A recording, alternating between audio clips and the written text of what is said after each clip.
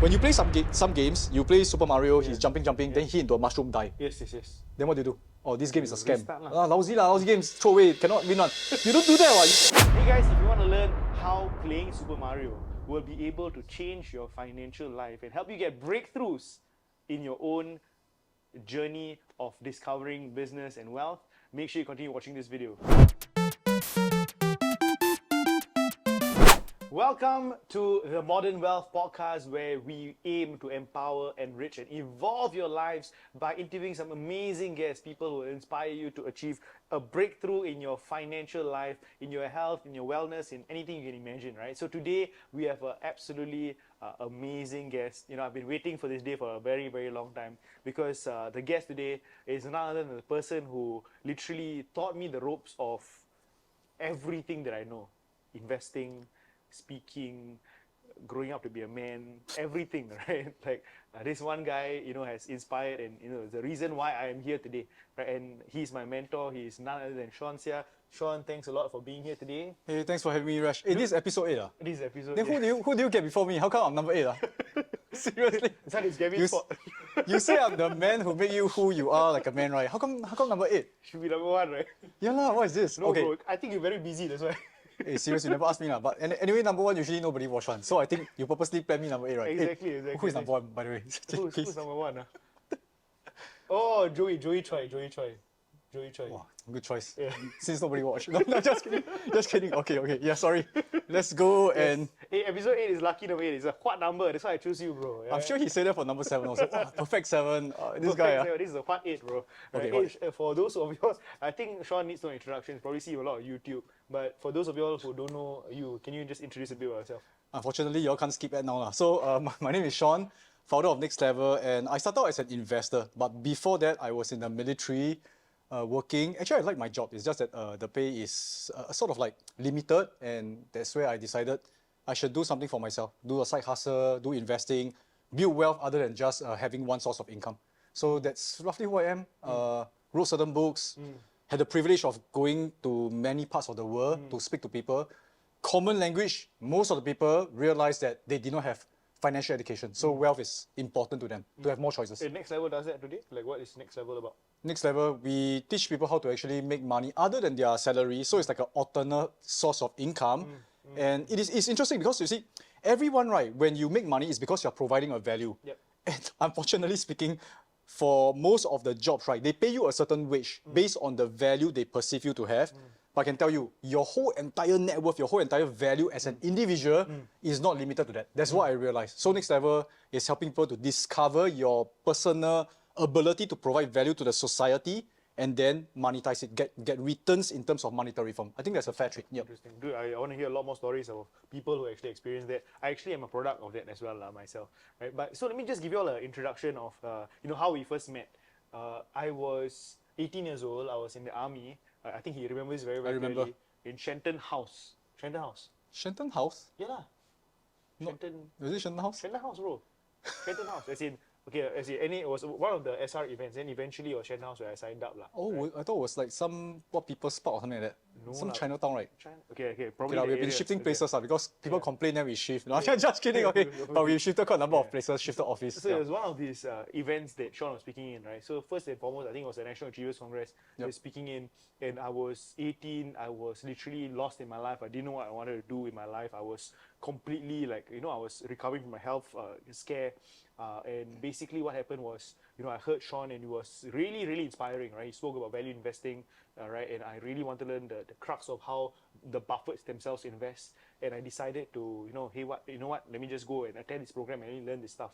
So I went and, you know, I found something that I truly, truly loved, right? Which was understanding companies, understanding financial statements. And I loved the way he thought about investing as well. He wrote this absolutely amazing book that I highly, highly recommend everybody to read. It's called Gone Fishing in Buffett.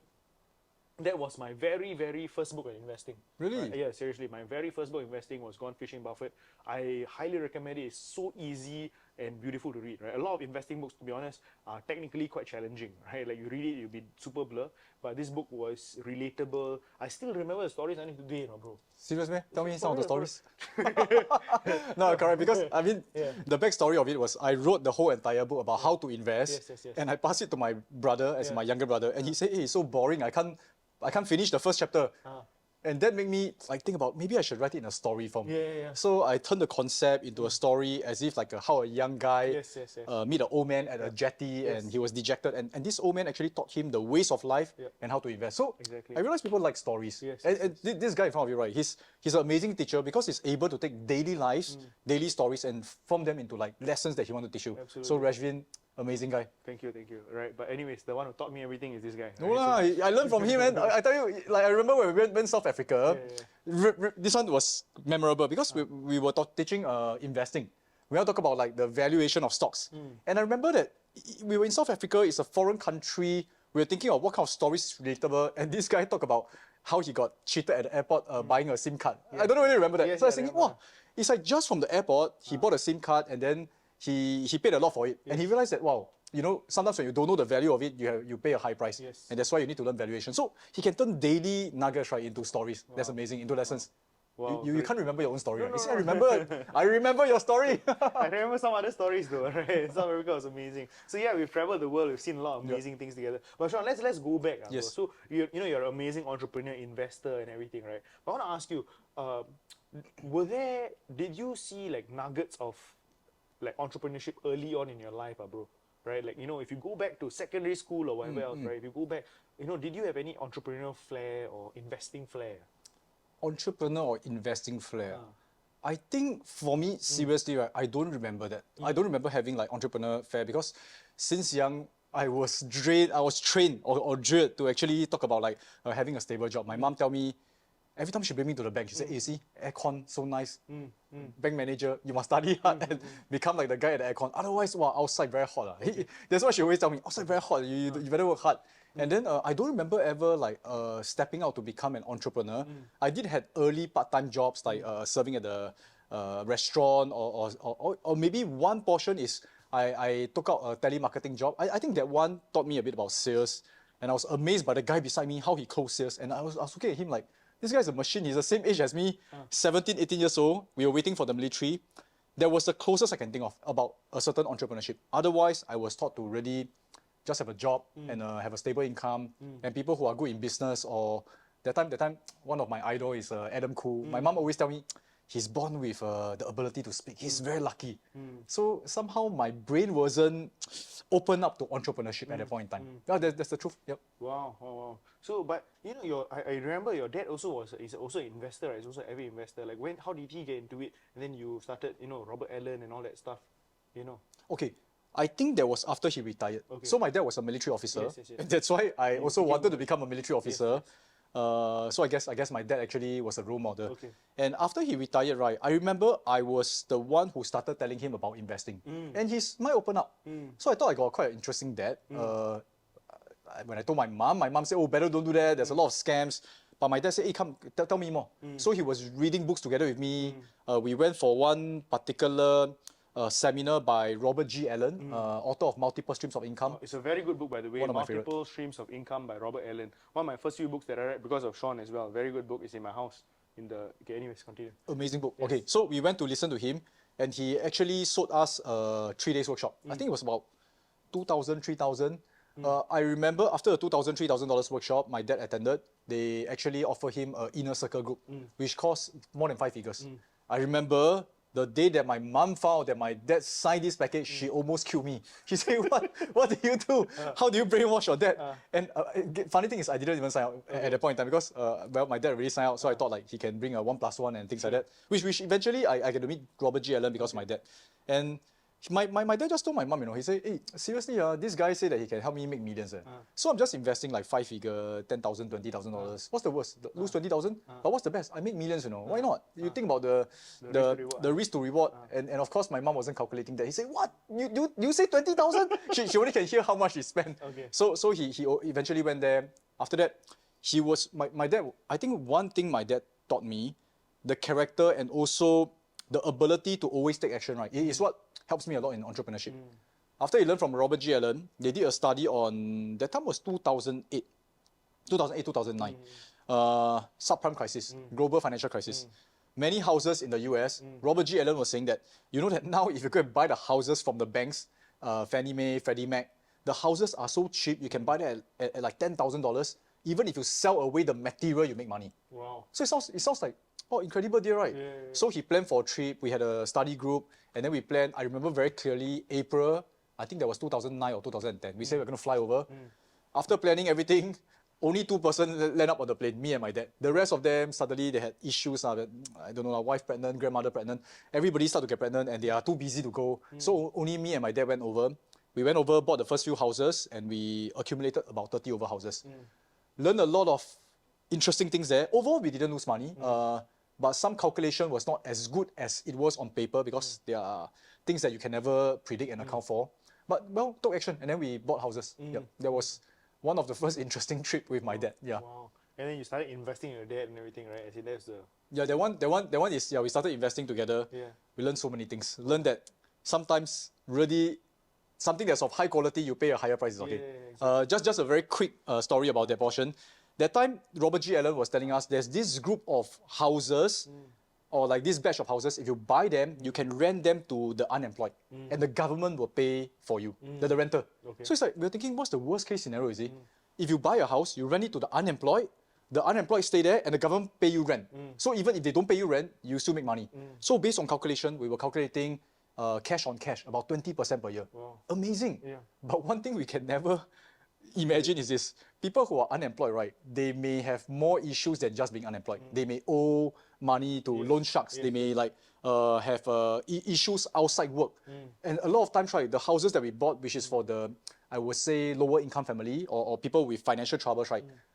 Our houses got trashed by loan sharks, you know. Wow, crazy. And there's people who take drugs inside. The police come here, raid the house, break the house, and the police don't pay for it, you see. So we ended up paying for it, and overall, because it was so cheap, we didn't lose money, but we did not make 20%. Okay. Maybe overall 2%, 3%. But for all the effort, I should just put them in the bank, man. But good learning lesson. So Good learning lesson, I guess we didn't regret going there, but learned the a lot. whole idea behind taking action and just going take and action. doing it, right? You never know until you try. Yeah, and at least I can come to the podcast and share this story, right? Hey, Who else can do that? Exactly. It's a story that you keep with you for the rest of your life, right? That's right, So, that's right. so tell us about I think this story about your venture into stocks and how initially you lost everything, including your friends' money. Like, share that with them and how that inspired you to really learn properly and stuff, man.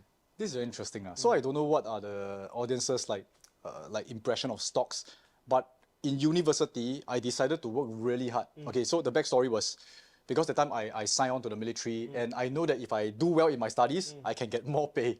So I studied really hard. So I took notes, I listened to every lecture, and there was this particular lecturer, international finance, very interesting lecturer. So he was telling us about the stock market, telling us about a lot of things. So I was studying for the sake of exams. And then he actually asked a question. He said, do you all ever think about using the knowledge to invest into stocks? Oh, that actually like created an impression in my mind. Yeah, I never thought about using it, Then he said, don't do it. He said, don't do it. So he said that, do you know that statistics shows that most people can never beat the market? So don't even try. Don't invest. Wow, when a professor at the kind of like level talking to you as a student and you believe him fully, right? You block out any ideas of investing. Until I went back to the military, I remember this guy, Sufyan. So Sufyan was about 2 years younger than me. When I went back to the military, I was 25. He was about 23. So same thing, we were having lunch, talking about investing, talking about everything on the news. So after that, when Sufyan, I can't remember who was it. It wasn't Sufyan. Someone else mentioned about, hey, you want to learn about stocks or not? I told him, hey, cannot. Don't invest in stock. My professor say cannot. And I give them statistics. And me being a good student, I have all the reasons why they shouldn't invest in stocks based on what my professor say. Then Sufyan was just like smiling and he said, that's because your professor never learned how to invest in stock.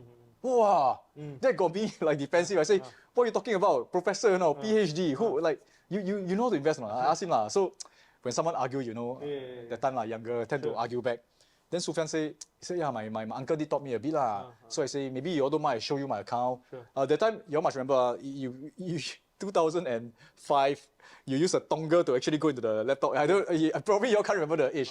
Now you use hotspot. So went back to the office, show us the dongle using his personal laptop. He opened his account. I was looking at the number, like 200 $200,000+. Wow. It was a lot of money to me back then.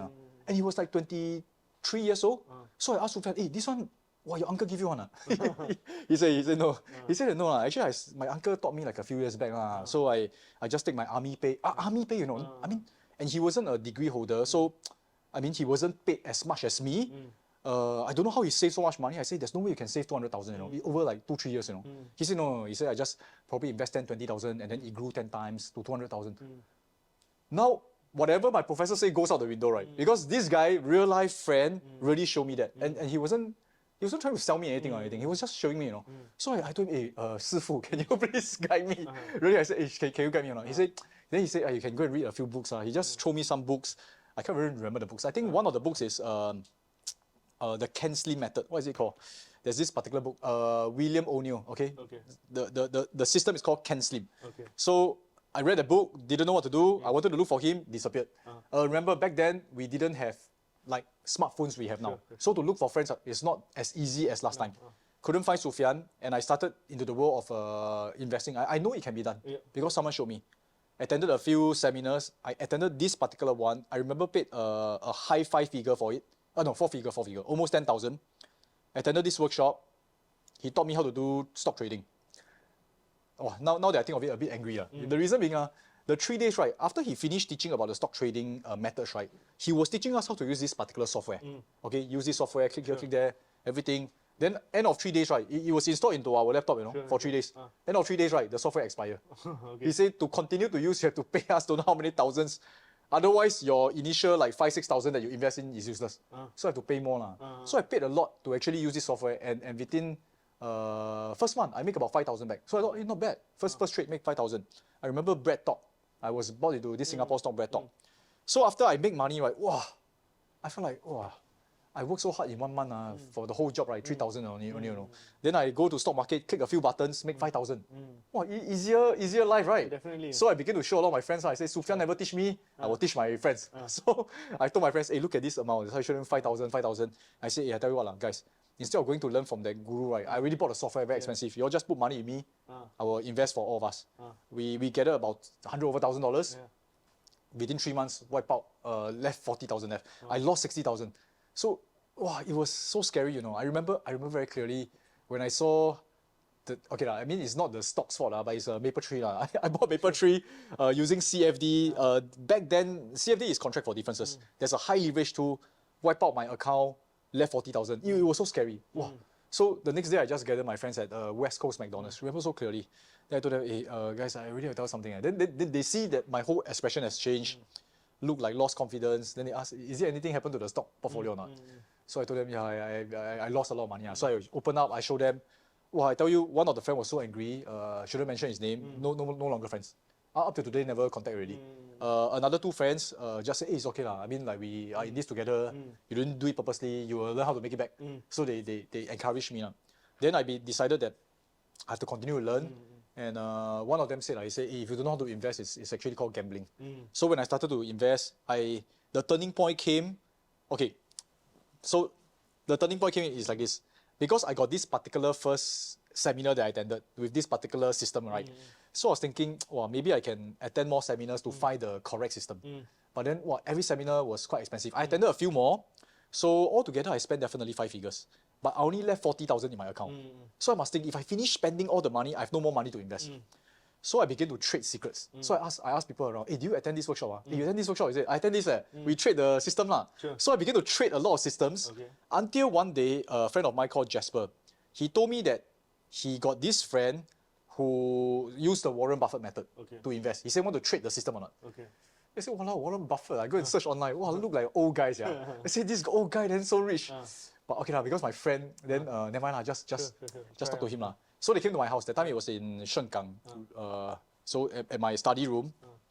Okay, and I remember I taught him the system. I was so excited. Then he taught me a checklist, how to choose stocks like Warren Buffett. And then he told me that he read this book called The New Buffettology by Mary Buffett. Okay, daughter-in-law of Warren Buffett. So after he taught me, right, I remember after screening through, we bought Nike. Very clear, about $30 Nike. Then he's there, no choice to buy because I cannot say learn already, don't do mark, right? Yeah. Then it's like a bit embarrassing, so I just buy a few of Nike, and then I taught him my system, okay? After that, right, we didn't care. I mean, we didn't keep in contact, we just continued to trade. Well, but after trading for 1 year, totally burned out, very tired, lost a lot of money. I traded Forex, traded options, traded a lot of things. So I go and measure all my different systems and see which one is the best. Oh, wow, I remember I read this book by Kathy Lian. She got 1,000 trading systems. I couldn't afford to go and test all of them, tested the best. When I go and compare across, right, some of them lost a lot of money, lost 40%, some of them make 5%. My best trading system maybe make me 7%, around there. Then I suddenly remember the Nike stock. I said, okay, I need more money to put into my account to trade, right? So I went back to the Nike stock using this platform called, that time it was already TD Ameritrade, Think or Swim, okay? So I opened up the TD Ameritrade, the Nike from $30 becomes $60 in 1 year. So it's 100% returns, you know? Then I say, wow, I never do anything, 100%. The one I trade every day, trade like crazy. I made like 5%, 7%. Then I say, hey, this is stupid. It's like, I should go and focus more on something that works. But somehow it doesn't feel very intuitive. It felt like if you do more work, you should get more. Absolutely. But then one, I click one button, then make money, doesn't feel good. Absolutely. But it doesn't matter, whatever works, that works. So I put more money into the Buffettology system. Couldn't find the checklist, so I asked my friend again, hey, can you tell me that guy's name? But anyway, in the end, I bought the book, the new Buffettology, went through a checklist, bought a few more stock, buy and then leave it there. And I continue to trade. Remember very clearly, it was this particular trainer, I can mention his name because I think he did me a favor. He's called Conrad Lim. So I attended his pattern trading, looking at candlesticks. So I followed him very closely, traded. And then there was one time I had a dinner with him. So he really asked me why do I want to do trading, and then he set my expectation and then explained to me how trading really works. Super honest guy, I really love him a lot because in the end he told me how trading actually works in the stock market for candlesticks. And he told me, frankly, if you make like 7%, 8%, you're a genius already. I said, wow, serious? Then I said, wow, then like that, how do you manage to survive? He said, oh, my capital is huge, then I can survive. Then I said, wow, then like that, I went back home, I deleted all my account. I deleted all my MT4, all my account, put all into stock investing, the value investing method.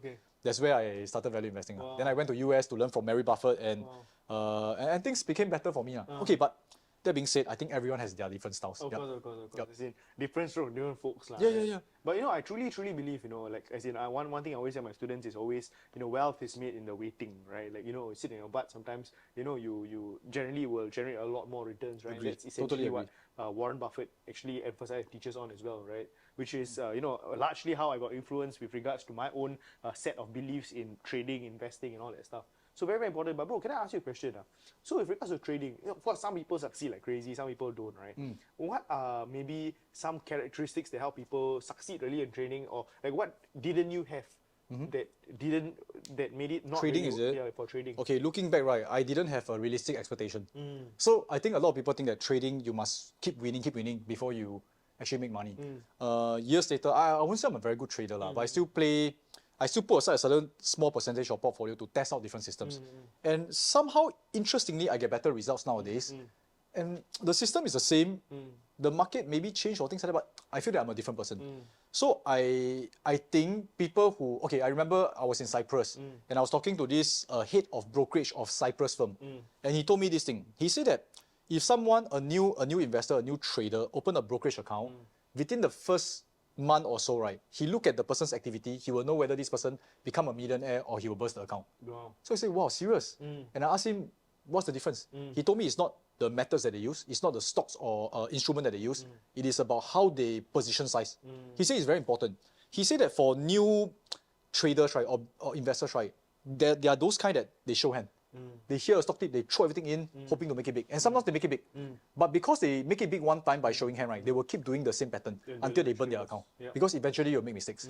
Whereas for people who diversify, right, even though it's like $2,000, $3,000, you will see like they are very careful investors. They park like 20% here, 10% here, and they diversify. Sometimes they are right, sometimes they are wrong, but they last longer.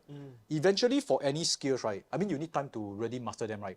For trading, for investing, you need time before you really understand what's happening. So you need to survive long enough. So nowadays, I also tell my students, right, I strongly don't encourage you to go to the casino. Reason being, the casino will always win, right? I mean, you think about it, will always win in the long run. Can you go inside there, play a the black or it's black or white. Okay, I don't go casino lah, yeah. but you know it's Yeah, the it's black red or or white black, thingy, yes, the roulette, right? Yes, roulette. The roulette, there's a I think red or black, red or black, yes. and then there's almost a near 50% chance of you winning. Can you sometimes win? Answer is yes, right? yeah, of course. But eventually the casino win. Yep. Don't go to the casino. Instead, think like the casino. Can you imagine the casino losing? Like after 1 year losing? No chance. No chance, right? The reason is because of this one. Number one, every time they allow you to place a bet, right, it is against you already. So you must have an edge, an advantage. So in trading, I mean, if you use technical analysis, it's an edge. Rather than shooting blind, right? If you use even fundamental analysis, it's an edge. The more systems you use to create a better judgment, right, you have a better edge. But you must understand something. Even if a better edge, right? Example, if you go into the casino, same thing lah. I mean, even jackpot, they have a very huge edge, right? Sometimes people will still win. So the second rule is this. First rule is you must always have an edge. Second rule is you must always have a table limit. Table limit being say, right, you see, even the roulette, the black and white thing, right, the black and red thing, which the person betting in the casino has a 49% chance. Yes. It's not 50-50 because I think there's a black and there's a red and there's a Green, zero, yeah, is it? zero, There's yes. a zero. Yes. So it's just that small little edge the casino also wants. But they also know there is a chance to win. So they will never allow Elon Musk, who is sometimes a madman, come in, 300 billion, I bet on black. They will never allow that. There will be a table limit. That's called limiting their losses. So if you trade like that, right, actually the chance of you winning is very high. Every trade you place, there must be a small edge, at least a small edge. And then you make sure that every time, in event you lose, you can afford. You take affordable losses. Once you do that, I mean, given statistics and all that, how you lose? Unless you are super unlucky lah. Exactly. But if you are consistently super unlucky, there's also a way to make money, right? You know what I'm talking about, right? You can partner someone else to trade against you. Yeah. Absolutely. Inverse Kramer. Yeah, that's right. Inverse Kramer. Dude, so amazing. Thank you for sharing that, bro. So then you went on to inspire so many people. You shared so much. You know, you went on from teaching a small group of friends to literally speaking all over the world. How did that happen? Okay lah. Frankly speaking, that happened. I was actually attending this particular program called Neuro-Linguistic Programming. So at that point in time, it was very interesting. We were all sharing our goals, what we were doing, and I told them my goal is to become a multi-millionaire through stock trading or stock investing. So people became curious. They said, hey, what's your plan? How do you know how to invest? So a lot of people, my classmates, right, they were thinking, hey, how do you invest? So I was showing them like how I invest, tell them how I sell options and things like that. And the particular trainer for the Neuro-Linguistic Programming, he saw me doing that. He said, hey, this looks interesting, you know, and so many people interested. If I conduct a class, maybe I can make money. I mean, it's quite simple theory, right? So he asked me whether I can create a class. Interesting that. So he told me, plus another 3 persons. So 5 of us came together to conduct a class. Interesting thing, at the end of a few months, left me and him. So, you know, in every venture that I go into, right, a lot of people are very enthusiastic initially, but it's whoever that remains will reap the fruit. So we launched the first class, and then it was rewarding both tangible and intangible. Tangible is this, people pay you a few hundred, few thousand, you multiply. You see, it is something that you are already doing anyway, you see. So it's something you are doing, and when you teach, you become even better at doing it. So as you teach, right, and people pay you, wow, you see, you multiply, let's say someone pay you 1,000, then 10 people pay you 10,000 already, you know. So that's where I realized it's very rewarding tangibly, okay? The intangible portion is, I remember after my first workshop, interesting, after my first workshop, right, we had a 3 days workshop, after we conduct everything, wow, I couldn't sleep, you know, I felt so excited, I felt like, this is really so fun. I can teach people ideas and help them shortcut. So I began to do that. Yeah, in fact, recently I just launched a program with another of my young trainer. And same thing, wow, she cannot sleep, you know. After that, it reminded me of how in the past I first started. So I mean, now I got a little bit more used to it. Not say that I don't enjoy anymore, but the initial first fire, right? Sometimes you need the younger people to remind you how fun it was. Amazing. And that's how you went step by step. You know, eventually Richard Branson and all these different people, places and stuff, right? Pretty cool. I think this is something I personally feel. It is the competitive spirit. That's what I think you had, because you were a national athlete as well, right? The desire to win. It is a double-edged sword, but I think that the desire to win makes you want to be the best at the top. So once I become a trainer, a speaker, I asked myself, how can I be the best? And I was aiming, wow, National Achievers Congress. This looks like the biggest stage. Let's aim for it. So I worked towards it. I knocked on doors, and eventually I was given a chance. And yeah, that's where we conquered the world. It was really fun. Amazing, amazing. The desire to win. The desire to win. I love that. You gotta have the desire to win, for sure. That's right, that's 100%. right. As in, that's something that I have in me, like ingrained in my heart and in my spirit, right? I really, really believe that. Dude, so tell us some of the stories, man. You know, there were so many people that you've inspired. You know, you literally created a legion of raving fans, right? Talk about community and talk about, you know, raving fans. To be honest, guys, like, I'm not joking when I say this. Like, you know, Sean, he's taught a lot, but one thing that he's done is he's created a legacy of people whose life have been impacted, people's lives who have been changed and everything. Like, how do you create this lasting, strong community of crazy raving fans, bro? I don't know whether I have a formula. I mean, I was trying to find out a formula. If maybe I share with you a formula that I recently heard, which I think makes sense. Okay. Maybe we reverse engineer, it makes sense. Then I share with you what I really think happened. Okay. So the formula they talk about is first of all, you must have a vision. Okay. A vision of like where you want to bring the fans. Like okay, I want to bring you from here, from A to B, from not knowing how to invest to become super investors. Okay, this is the vision. The second thing they say, right, you need to have when you build a raving fans is you must have a villain. So what is it that stops you from getting here to there? So it may be, you know, like sometimes, like example, Robert Kiyosaki, he said the educational system is the villain. Okay, it need not be your a real person. It can be a system, it can be the rat race, it can be the government, it can be your mother-in-law, father-in-law, whatever lah. Okay, so there must be a villain, and that's where people have to fight against something. And when they fight against something, they become emotionally charged. That's where they feel more bonded. You realize like even countries, they do that, right? Sometimes I'm not sure whether it's true, but they say that sometimes countries will start to bash each other, like tend to become like enemies and fight each other. It's because they want to bond their people. So my professor, who was in NTU, he's like a political science teacher, right? He mentioned that he believes that Lee Kuan Yew and Mahathir are best friends. But he said that whenever the country has problem, right, they say, hey, I'm going to pull a stunt and say that Singapore do this or Malaysia do this. Then we start to fight against each other. Then our people are bonded. So you know a villain, okay? So the third thing they say is, a vision, a villain, a vehicle.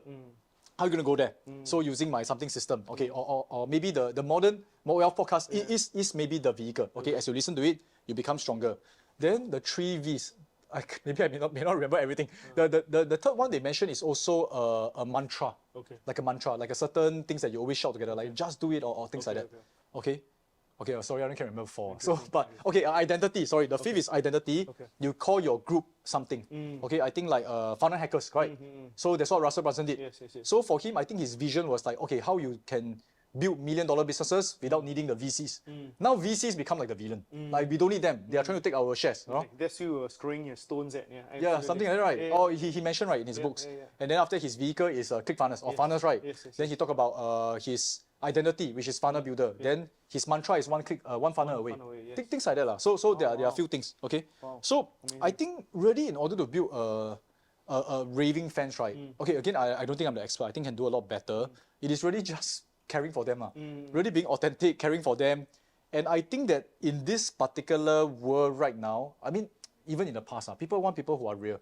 But right now, I think even more so. With social media, they want people who are real, talk to them, don't tell them things are perfect, you know, things that can relate to. I guess that works.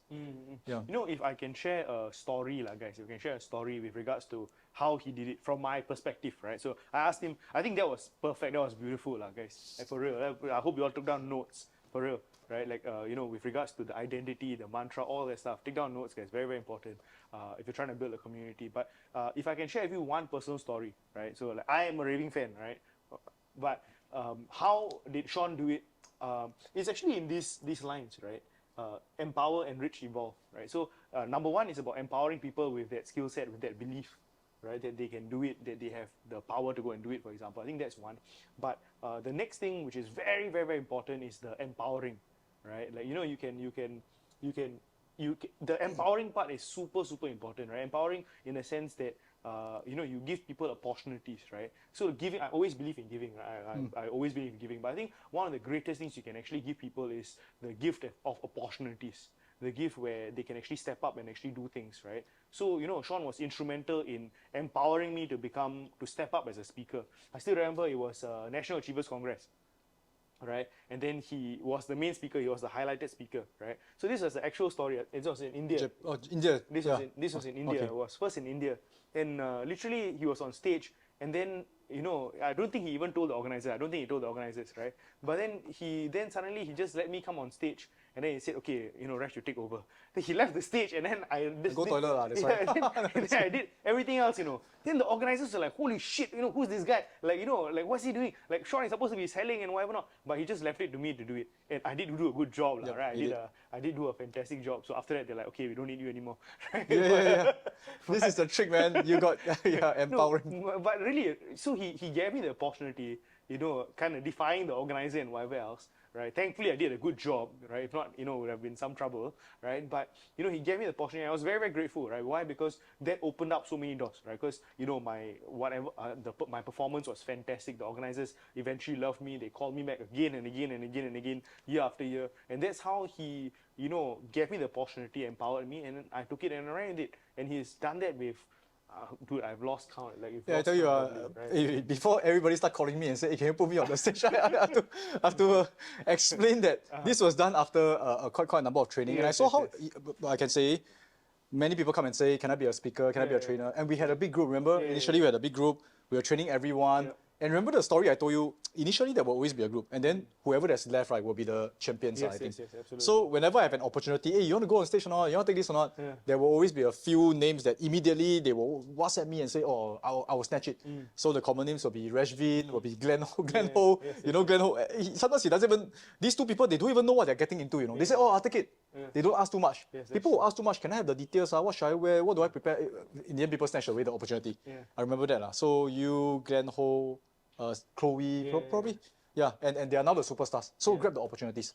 So the empowering portion also goes to those who are there to grab the opportunities. Yeah. Absolutely, absolutely. And that's how, you know, people's lives get enriched, and that's how people evolve, right? They become better versions, stronger versions, and you know, and that's how you create that legion. You create the legacy of people now who have the ability to inspire the next generation.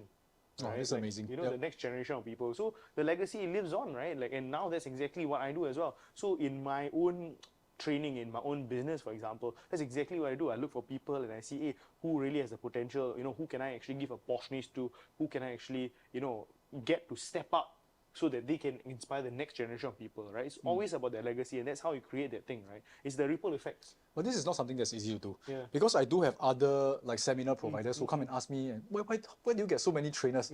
When you they always ask me this question, aren't you afraid that after you train them, they will become your competitor, they leave you? And that's what stops them. The world is so big, you see. I mean, a lot of times we become, I mean, they may not stay with you forever, but we can become partners. Like, we are partners now. So at one point in time, we were working together, we are partners. The key thing is like, why you want to keep it to yourself? It's like, it will be such a miserable life, trying to safeguard your own methods, your own secret. No, just share. It will come back to you tenfold, hundredfold. Wow, amazing. Guys, honestly, like for real, like, this is another thing which I love about Sean. A lot of people talk about abundance, talk about, oh, you must think in abundance, for example, but in terms of whether they practice it, it's a different story altogether, right? Sean truly lives the principle of abundance in everything that he does, right? It's always about, there is so much in the world, no worries, guys. You know, go and do what you want to do. Let's all live a prosperous life together, right? But really, there's really a lot. It's like you want to take everything, man. It's like, I don't know. Seriously, you pause and think about it. The world is so big, you know. So don't need to like just think abundance. Think win-win. Actually, recently, quite interesting. Recently, a partner of mine, a very famous person, I don't mention the names now. Sure. So the partner of mine wanted to sue another company for using his/her name. Okay. Yeah, and that company is in China. Okay. So I was telling my partner, you want to sue a China company a Chinese company in China? How are we going to do that? Yeah. Oh, my partner said, no, just go and sue them. Ask them to stop doing it. Then, wow, so my partner sent lawyer letters and all that. What? 5-figure amount, keep spending, you know, almost every month. Wow. Then the partners, another partner told me, hey, Sean, can you also do something? We are all fighting. Can you also fight or not? Then I don't want to get into the fight. So I asked the person, can you give me the contact of whoever that's using the name? Okay, I haven't done it yet, but after that I told my team, because my team member is being pressured by this partner. Sure. So I told my team members, let's call that person in China and see whether can we collaborate. We are not in China anyway. Imagine the person use the name and say, hey, now legit we do it together. You're more powerful now, and we're also more powerful. You open another country. Exactly. Why do you think like that? It's like, why you want to go and stop the person doing it in China? He's spreading your name. It's like good. So many ways to think about it, but why not think win-win? Exactly. Why not think win-win? Why not abundance? Guys, I hope you guys have been getting so much of nuggets. I've been getting inspired. I hope you all have loved the story so far. Make sure you all smash the love button if you all love Sean's stories and his jokes. And make sure you all subscribe to the channel as well. We'll be right back. What's the joke? Welcome back to the Modern Wealth Podcast, guys. I hope you guys have been loving the interview so far. Make sure you click on the like button. Make sure you let us know in the comment section down below what you learned the most from this session. And click on the subscribe button so you guys get informed of the next few amazing guests that we will actually have on board as well. Right? So, Sean, right back to some questions, bro. So, so recently, one of the things that, besides investing, you started, you had this One Punch Man thing that actually went on, right? And, it was very, very inspirational with regards to how you did the One Punch Man workout and kind of went viral. You appeared on so many TV channels, right? With zero ad spend. I think that got you to another level of people started calling you One Punch Man on the street, right? Yeah, something like that, yeah. Right. So it was pretty cool. But, and then that led to a creator program, which you actually do right now as well. Tell us a little bit about that. The creators program, okay. The actual reason why we create a creators program, right, is actually 2018-19. My team, my whole entire company, we had a certain restructuring, and we realized there's like quite a lot of people. Now, back then we had an investing program. So when I was calculating the number of people that can run the investing program, right, I do need a certain number only, a small number. And then I got a lot of buffer of people who is in my team that I need to feed, correct? I need to make sure that they are doing well. Now, my personal investing aside, building wealth aside, there's one portion, right? But to actually run a particular business, I need to give them enough job. So I was thinking, what other things can we provide to the public, okay? What can we provide to as a service? And I was thinking like, well, I mean, I'm confident in investing, but there's only a certain people needed to run this investing program. And I said that another thing that I'm quite confident or quite good at is creating other speakers to teach people how to create their own programs. So like, I mean, yourself or Chloe or even Pete, quite a number of them. So we created this program called the Creators Program. The name has evolved along the way, but the concept is taking a knowledge that you know, see whether there's market demand, and then turn it into a product. Product means either books, information product, or maybe an online course, or maybe a workshop, and then you can offer it. Becomes a business, an information business. So that's how I created it. So that was the beginning of the Creators Program. And tell us some stories about people who've come through the entire thing and how they are. Wow, I tell you, there's the recent one, or one of the very inspiring ones I felt was actually this gentleman. He probably 50s, 60s. His name is called Sam. Amazing guy. I should find some footages and pass to you guys. Then you can show a bit about him. He wasn't very good in speaking English. He was someone like a retired from Malaysia, come over and then working hard.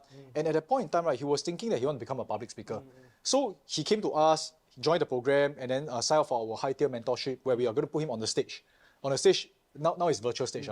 And then at that point in time, right, he was thinking, what can he know how to teach? And he thought about Bitcoins. He did not claim he's a Bitcoin expert. He's just saying how to get started in Bitcoins, okay? So his program is very simple. It's like how to create a wallet and things like that. And because we tell people to teach what they know, right? And during the conference, right, he said that when he was speaking at the conference, he was actually hoping that his family was watching it. Because he wanted to inspire his kids. And then when he went home, right, his wife told him that when he speak, right, they went to hide in the room and then close off the Facebook. They didn't want to see because they are fearful that he will fail, and they don't want to see their dad failing at such an old age, So they felt a certain like sense of like didn't want to see. And then after that, right, when he showed them, right, after he spoke, I mean, he was just a very authentic speaker. Just spoke to them like from Malaysia, came over, and I think he had like 500 or 600 over people went into his elite maniac, and then quite a number of them bought his program. And I think he, if I don't remember wrongly, he make about 5 figure to near 6 figure from one speaking. And he said that, I'm a public speaker now, and one speech, right, I mean, people buy my program, I make almost near, I think it's near 6 figure. And then the children was mind blown. He said, wow, I didn't know my dad can do it. And at the point in time, right, he really felt like it is not just about making money. It's really like showing his children that, yes, even at this age, I can do it, so can you, He felt that he has shown his children a lot more. So he was like very thankful, and well, when he said that, right, you can see he's almost tearing. So this was one story. Another crazy one. I don't know whether you heard of this guy called Edwin. Well, that one was really mind blowing. He came for the program. Oh, so funny.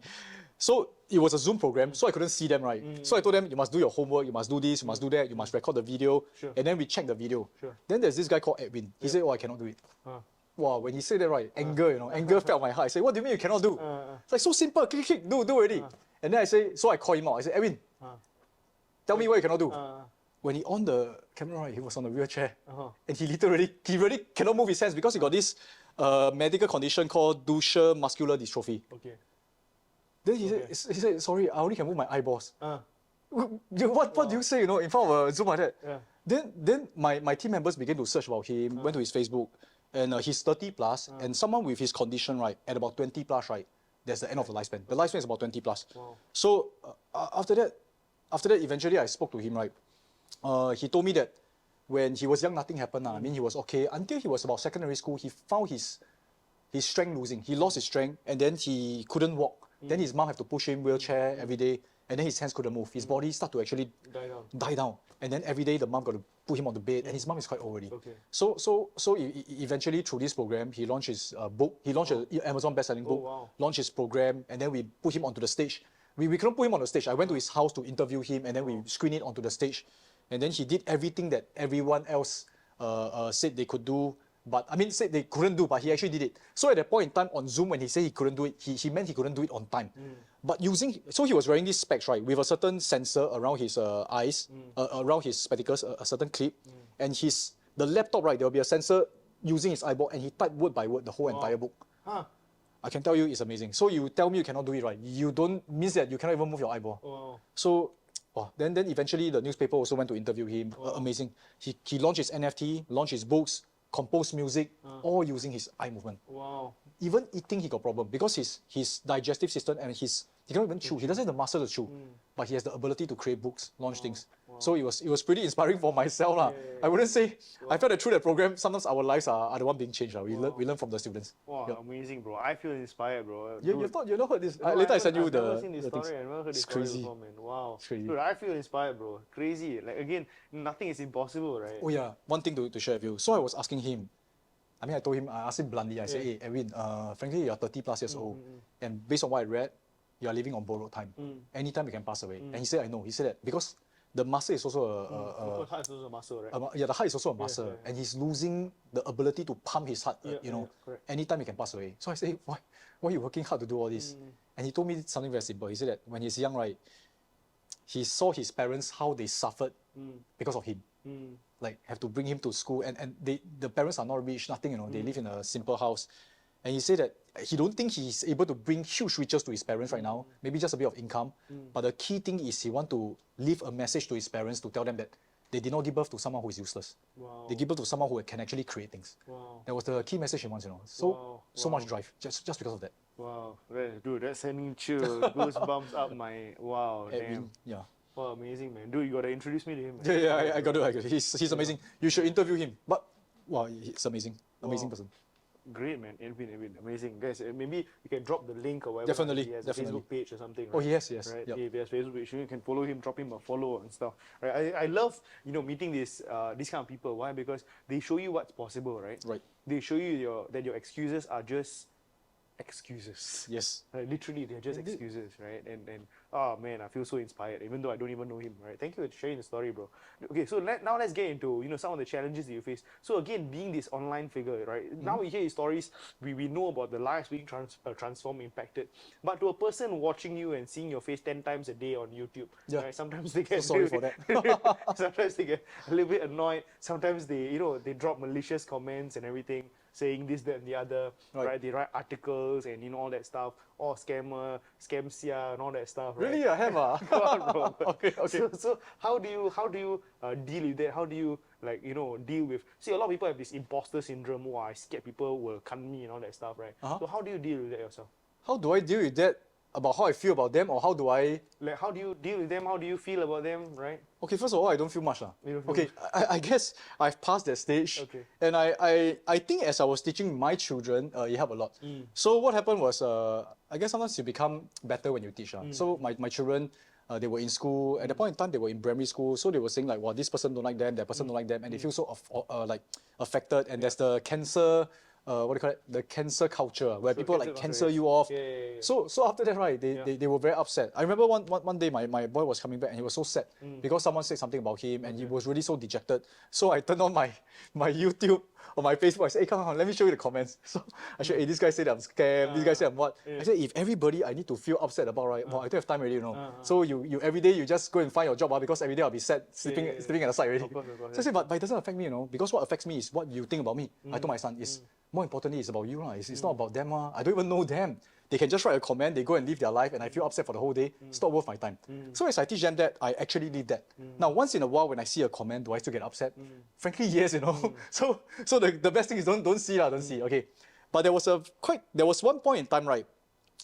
I was looking at one comment, and it was a very nasty comment. I can't remember what the person wrote. So I clicked on the person's profile. And then when I don't know why at that point in time, now you can't do that. At that point in time, I can go and check the person's activity on other people's page, you know. I realized this guy go around writing bad comments about everyone, you know.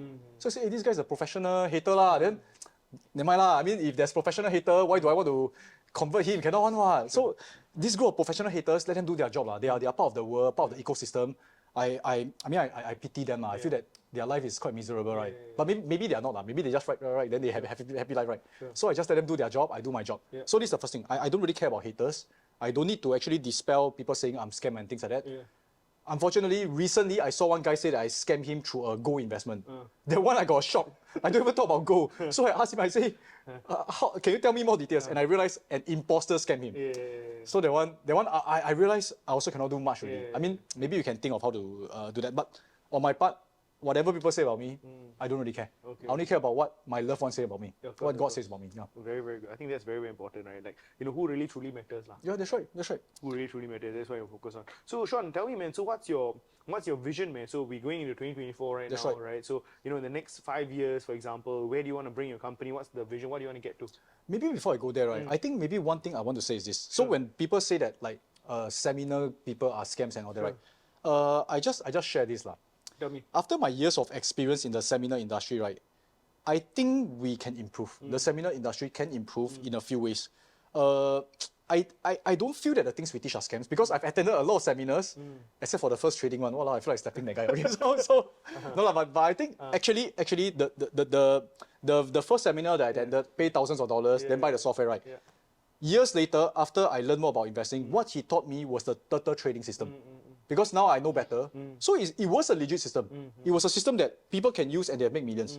Okay, what I felt that the seminar industry, why have such a bad perception, right? Is because the idea of like maybe overselling it or overpromise things. Sure.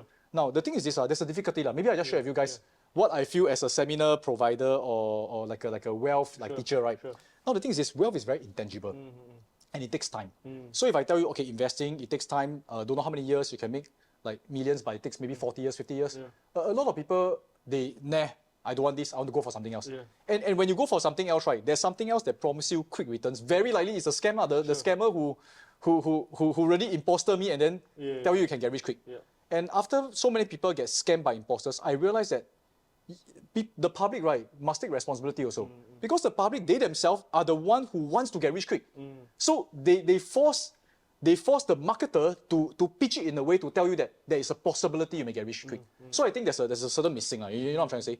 Now, are you able to get rich quick through property? Okay, so like I told you, Robert G. Allen, how he changed my dad's perspective, how we buy property, how we actually make millions because of his teaching. When I go online, I see people saying it's a scam. And in my heart, I know it's not. People who say it's scam, very likely, number one, they attended and they never do anything. Or number two, they attend, they do wrongly, or they have like unrealistic expectation, they do wrongly, then they kena. But so far, have I met anyone where I attend the lesson and I felt that the person is scam, right? The lessons that they teach is all excellent. It's the user that don't know how to use it. That's my perspective. There may be legit scammers. So it's like, I sell you a Ferrari, then you always gear one, then you allow you some they say this vehicle is sucks. Then you say, I want to refund. I pay so expensive, then this car, how come so lousy? Or you drive in Singapore, every red light you have to stop. How come my grandmother drive the Toyota also faster than me? Walao, it's also the condition. Is the car lousy? No, it's the driver don't know how to use, or maybe the environment is not right for the car, you see. Exactly. So are there legit lousy cars? Of course, yes. Sure. So to blanket statement say everybody is a scam, I don't think it's fair. At the same time, I want to encourage speakers and creators. Not everybody is saying you're a scam. It's just the people who say you're a scam are louder, the louder minority. How do I know? Because every month still a lot of people sign up for my program. It goes to show that they cannot be thinking I'm a scam then pay me, right? Sure. So people who say they're scam very loud, it's okay lah. Let them do their job. They are professional haters. Sure. We need them in the world. Okay. Okay. Interesting. So you're talking about vision, right? Yes, your vision. Tell me, man. Okay. So next year, the next few years onwards, right? I really want to teach people how to build wealth to give wealth. I came up with this term. Okay lah. I think you know me long enough. We like all this fun stuff to inspiring stuff, right? I came up with this term called super humanitarians. So you know humanitarians are people who give. At the same time, when you search for humanitarians, you look on the internet, it's usually people who look very poor also lah. I mean, I'm not saying that you must look rich, but I think you don't need to give until you have nothing left. I don't think there's a need to. I mean, there's a balance, right? Let me check whether this is correct biblically. But I think you can give. At the same time, why not use your ability? I've seen so many people with so much potential to make millions or more. Okay, so one simple thing is this. Okay, I saw one video which I love a lot, and I'll come to the reason why I call super humanitarians. There's this guy who asked a lady. He asked the lady. He said, "If I give you 10 million, will you accept?" The lady said, "Sure, why not, right?" Then he said, "On one condition. Means after you take the 10 million, now until the time you sleep, you can enjoy it, but tomorrow you'll not wake up. Will you take or not?" Wow. The woman said, "What do you think the woman say?" Of course not lah. Of course not, right? Yeah. So he asked her. He said, "Does it mean that you waking up is more than that 10 million?" Of course. Of course, right? Yeah. So mean you say every day when you wake up, like today when you wake up, right, it's worth of 10 million, you know. Okay. That means your life is so invaluable. And if it's so valuable, so if you see when we do investing, right, there must be a certain matrix of why it's worth 10 million. It's because your life has the value of 10 million and therefore it can create more than 10 million.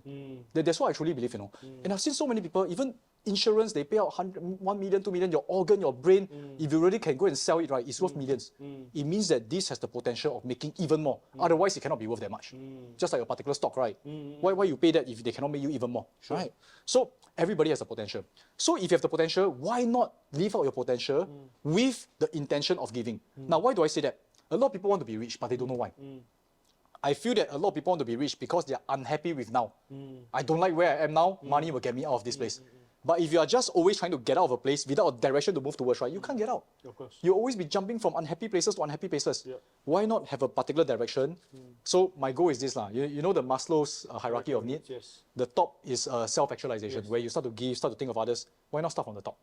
Start from the top and say, okay, I want to be someone who can give, who can actually provide for others, and then I work towards that. So as you are building wealth, give wealth, and we call this thing super humanitarians, people who are wealthy, are powerful, and they want to give. And we actually came out with this particular, we are working with this organization called Classroom for Hope.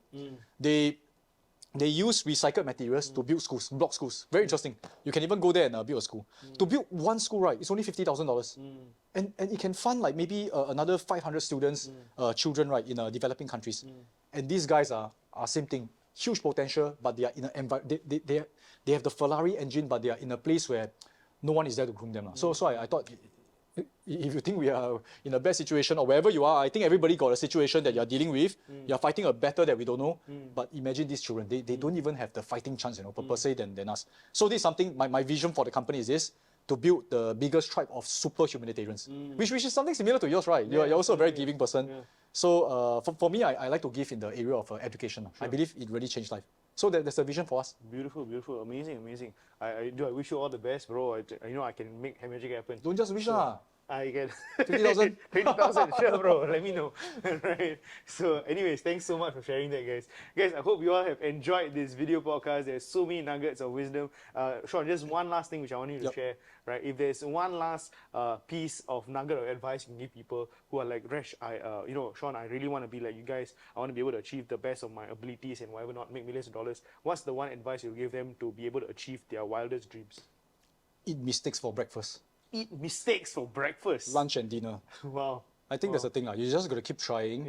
And after a while, you'll find something that works for you. But obviously, as you try, reflect. You must have a realistic expectation that everything you do right you must have the hopeful inspiration. It will succeed. At the same time, if it doesn't, what can I learn? So a lot of people just going there, hit the first roadblock, give up lah, doesn't work. This one is a scam. Oh no, cannot like that one. Or maybe I change it another way, right? When I say eat mistakes for breakfast, I love a video by Mark Robber, amazing YouTuber. He was from NASA. So he was sharing this video. I think it's a TED Talk called the Mario Effect. I love this particular idea. He said that, do you know Mario or you're too young? Mario who? Super Mario. Of course I know Super Mario, bro. Yeah. So you all play games last time, right? Yeah. When you play some games, you play Super Mario, he's jumping, then he into a mushroom die. Yes. Then what do? Oh, this game is a scam. Restart lah. Lousy games, throw away, cannot win one. You don't do that, what? You say, okay, now I know mushroom, avoid. So jump over mushroom, and then what? Jump, kena eaten by the plant. Right, so you learn, right? So if you treat life or even wealth creation like this, right, say, okay, the next time I do this, hit into a mushroom, okay, I avoid the mushroom. Now I jump on the mushroom. Eventually you will reach the last king. Wow. It is really learning that, okay, it's just learn, then restart again, and treat it like a game. Then it's going to be fun. Wow. Cannot be first time you play the game, turn on, then save the princess. Fun, man. Stupid. Exactly. It doesn't work this way. So treat life like a game, and then eat mistakes for breakfast. That's what I mean. Just have fun. I think many of the people might be watching and thinking, yeah, it's easy for you to succeed, right? Like, oh, you've already built so much, you have so much, higher ground for you to succeed and grow even further. So that's great, but I have nothing. I have no money, I have no connections, I don't have no knowledge, I don't know anything, right? How am I supposed to start, right? So if I ask you the same question, if I were to strip you of every single cent, right, of all your connections, of everything that you have, put you on a new island, right, how would you start from zero to make your first spot of gold again? One new island. Yeah, new island. Okay. No, not Singapore. Okay, let me share with you a story that I mean, it's a personal encounter with Brian Tracy. Sure. So it was in India, and I was taking the same taxi with him back from the India stage all the way to the airport. So it was like a 2 hours drive. And he shared with me something interesting. He said, hey Sean, do you know, right, he studied like self-made millionaires. People who started from zero and then became very wealthy. He said after studying a lot of them, right, a huge portion of them make their wealth in one industry. Okay, more than 30%, I think, made in one industry. Can you guess which industry that is? Finance. Finance? Okay, it's okay. I also didn't know. So it's like, this study was done probably like 30 years ago. Sure. He said that it's from the dry cleaning business. Oh, really? Okay, a dry cleaning business. So I was saying, so what's the lesson behind this? Am I supposed to start a dry cleaning business? I don't know whether Singapore can make it right. So his whole idea is this. He said, a lot of times, to become wealthy, you don't need to be fanciful. You just need to go where the demand is. People need dry cleaning, you open dry cleaning shop, people pay you money. End of story. Now, that being said, right, so how will I start again? If let's say you start from zero, right, I will go and find the dry cleaning business. I will go and research and see where is the demand and people actually want it. No need to be fanciful. You tell me whether dry cleaning, they brand themselves like special branding, don't have lah. You just provide something people want, right? So I find out what's the current dry cleaning business, and let's say you have nothing, right? You start from zero, you have no money, right? Go and work in the dry cleaning business first to understand the business. You make money, you learn from the business, but you make money with the expectation of learning how the whole business works, save up from the salary, then go and open a dry cleaning. That's all. Very simple. Then when your dry cleaning business open up, is doing well, open the second one, the third one, take some money, you can diversify, buy into investments. That's how I get started. Wow, amazing. Actually, that's very, very important, right? Work within operations, learn with the mindset of wanting to own the entire damn thing. That's right. I think Tim Ferriss also mentioned that, right? I think he was working in a pizza shop or a nutrition shop. That's how it works. Amazing, fantastic. Alright guys, I hope you guys have enjoyed the episode so far. It's been absolutely amazing. So many gems, so many notes that I took down myself, right? So guys, make sure you guys follow Sean as well. His links, how do you guys follow you, bro? Use all the links on the screen that they were Photoshop in, video editing in. Yes. Make sure you don't follow the imposter Sean. Oh yeah. Hey, yeah, please do. If let's say anyone on the internet that looks like me, so good looking, ask you to transfer money, don't do that. Okay, please don't do that. Yes. There's a lot of imposters out there, but hey, make sure you follow Sean. And guys, I hope you guys have enjoyed the video. Make sure you like the video. Make sure you leave a comment down below, and make sure you click on the subscribe button so you can actually view more videos of such amazing guests that we actually have.